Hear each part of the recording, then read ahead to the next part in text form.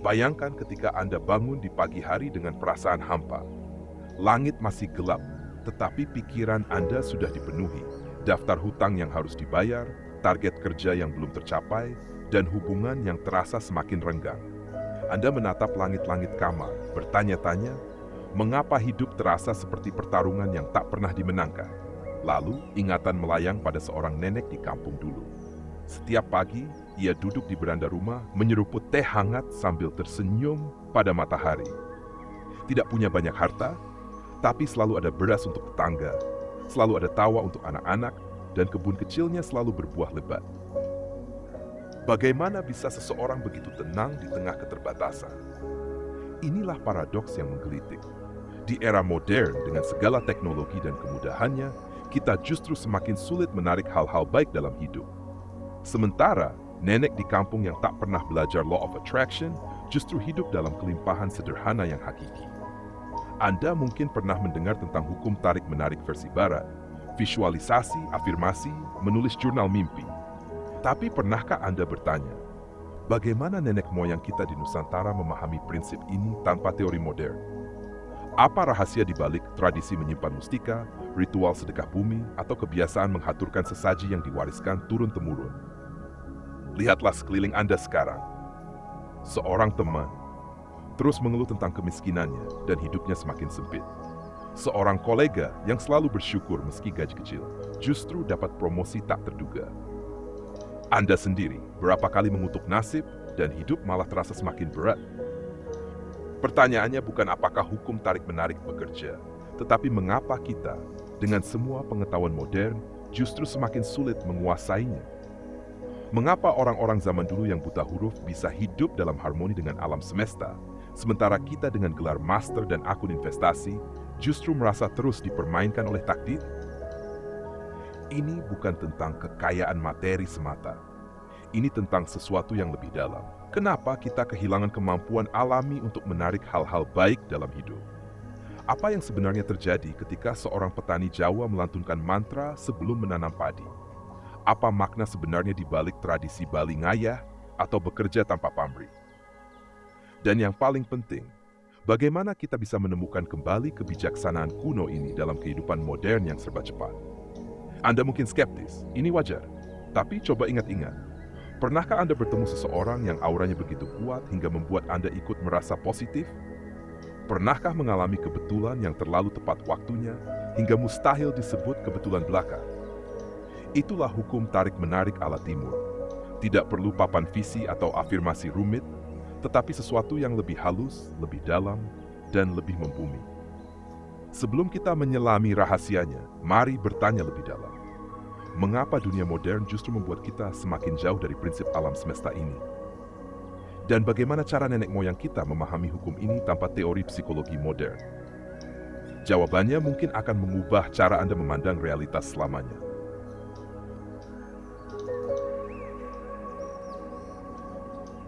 Kita hidup dalam dunia yang secara sistematis memutus hubungan dengan kebijaksanaan kuno.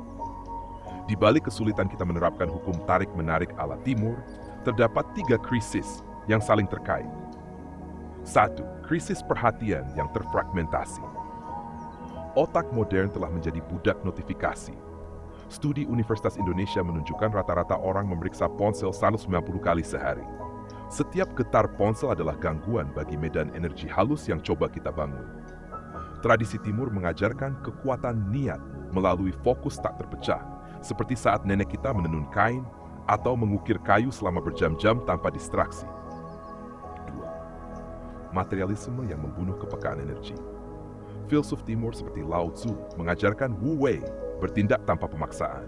Tetapi masyarakat modern justru terjebak dalam obsesi pada hasil instan, kebutuhan akan bukti fisik, penyembahan pada logika semata.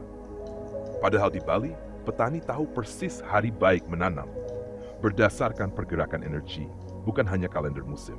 3. Hilangnya ritual transisional. Antropolog UGM mencatat 78% ritual harian penyeimbang energi telah hilang dari kehidupan urban, seperti tedak siten atau ritual tanah untuk bayi, selamatan bulanan, meditasi alami saat menyapu halaman. Tanpa ritual ini, kita kehilangan jembatan kesadaran antara dunia fisik dan metafisik. akar filosofis. Prinsip Trihitakarana di Bali menjelaskan harmoni 3 hubungan utama. 1. Parhyangan, hubungan manusia dengan Tuhan. 2. Pawongan, hubungan manusia dengan sesama. Palemahan, hubungan manusia dengan alam. Ketika ketiganya seimbang, tarik-menarik bekerja secara alami. Masalahnya, kota modern telah merusak ketiga hubungan ini sekaligus. Psikologi energi Jawa. Konsep ajining diri dalam budaya Jawa bukan tentang ego, tapi tentang menjaga kemurnian energi personal. Setiap ucapan buruk mengotori medan energi, pikiran negatif memperlemah daya tarik, emosi tak terkendali memutus aliran rezeki. Kita ingin kekayaan, tapi membenci orang kaya. Kita ingin dicintai, tapi menutup hati. Kita ingin sukses, tapi memelihara mentalitas korban. Inilah yang dalam tradisi Sunda disebut pupus buhun atau akar yang terputus. Ketika kita kehilangan koneksi dengan kebijaksanaan leluhur tentang hukum semesta.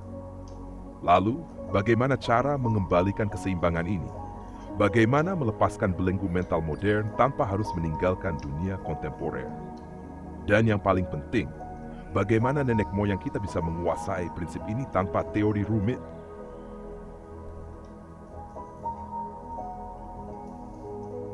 Data BPS 2023 menunjukkan konsumsi antidepresan naik 300% dalam 5 tahun terakhir. Kita semakin kaya materi, tapi miskin makna.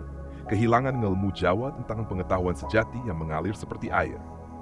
Neurolog UI menemukan 68% warga Jakarta memiliki gelombang otak beta atau stres tinggi. Padahal tradisi timur membutuhkan gamma untuk koneksi spiritual, alfa untuk kreativitas, dan theta untuk manifestasi. Kita kehilangan teknologi alami nenek moyang. Petani Jawa meramal cuaca dari tanda alam, nelayan Bugis membaca bintang, tabib Bali mendiagnosa dari aura. Kini kita justru bergantung pada aplikasi cuaca yang sering salah, GPS yang malah menyesatkan, dan diagnosa medis yang terfragmentasi. Studi Universitas Udayana membuktikan bahwa 1 jam di alam Bali setara dengan 10 jam terapi, tetapi kita justru memilih healing ke mall yang malah meningkatkan kortisol hingga 25%.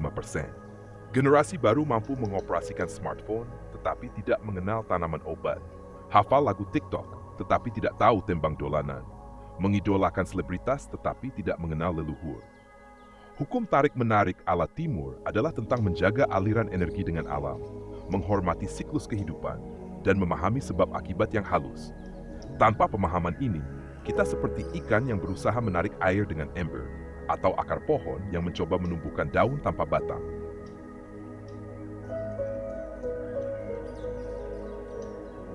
Pemberontakan dimulai dengan dekonstruksi mental kolonial. Mengapa kita lebih percaya teori barat daripada prinsip Memayu Hayuning Bawono dari Jawa? Bagaimana hukum karma Bali sebenarnya lebih kompleks dibandingkan konsep cause effect dari barat? Mengapa filosofi Trihitakarana mampu menjaga harmoni Bali selama berabad-abad? Kita perlu kembali ke teknik tapak tilas leluhur. Selamatan digital selama 15 menit di pagi hari tanpa gadget, meditasi bumi dengan menyentuh tanah selama 5 menit setiap hari, serta pembersihan aura alami melalui mandi bunga 7 rupa. Pola tarik-menarik Nusantara bukan sekadar visualisasi di papan visi, melainkan diwujudkan melalui tembang Jawa sebagai afirmasi energi, tenun ikat sebagai meditasi aktif, serta tari topeng sebagai terapi shadow work. Rancang ulang lingkungan energi dengan pekarangan mini berisi tanaman obat, sanggah kemulan altar mini di apartemen, serta cahaya alami sebagai pembersih energi ruangan. Ritual harian penarik rezeki bisa disesuaikan. Sesaji digital sebelum membuka toko online, zikir ekonomi yang menggabungkan wirid dan perencanaan keuangan, serta meditasi pasar saat berbelanja kebutuhan. Unduh software leluhur, mindset abundance ala petani yang melihat uang seperti biji padi, filosofi air dalam karir yang mengalir mencari celah, prinsip bambu dalam investasi, akar yang kuat terlebih dahulu sebelum melesat.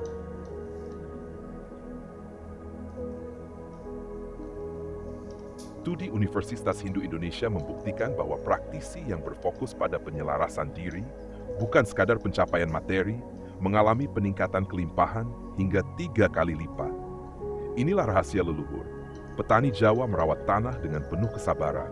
Pengrajin Bali menyempurnakan setiap ukiran dengan cinta, dan nelayan Bugis membaca tanda alam sebagai panduan hidup.